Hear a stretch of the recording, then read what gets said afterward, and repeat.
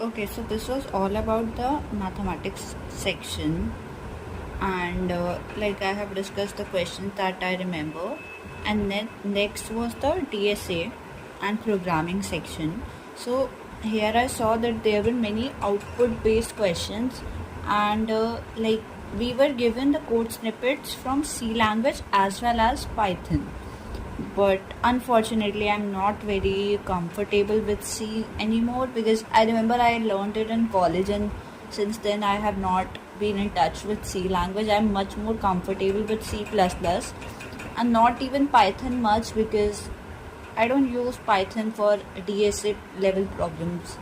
So yeah, like it was not a good thing for me, but I would suggest that you can at least try to be, like be comfortable with Python because it's actually required for ML.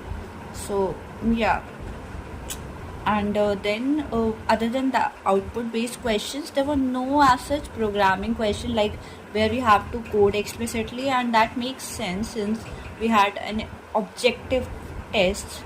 So yeah, and next was there was some binary search tree related questions, binary tree related questions, and like I told, right, like in my MTech CDS interview at IISc, they asked me to prove that for a given for any binary tree, that the number of nodes with 0 child is equal to the number of nodes with 2 child plus 1. So there was a question on binary trees which I was able to solve using this formula. So that was also quick, and that reminded me of, okay, like like things are interconnected, and you never know what kind of learning that you do at one point will help you somewhere else. So yeah, I mean, yeah, that was good. And also, there was a prefix expression based question, like where we were supposed to compute the prefix expression for the given um, expression. And although I was not in touch, so I'm not sure if I did it right or wrong. But yeah, I mean, that's also an easy question if you just remember the algorithm and all of it.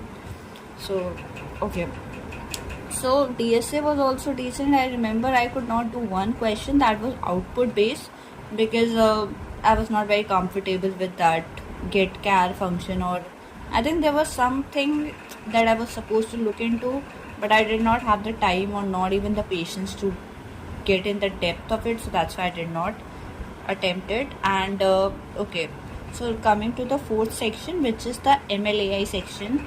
So here I saw some questions regarding like there were so many questions on ML, and most of them were like intuition based questions, like you are given some statements and you have to find out which is correct or which is not correct. I mean, things like that. And there were questions related to, I think, overfitting, and like the relation of high bias low variance with the underfitting and overfitting.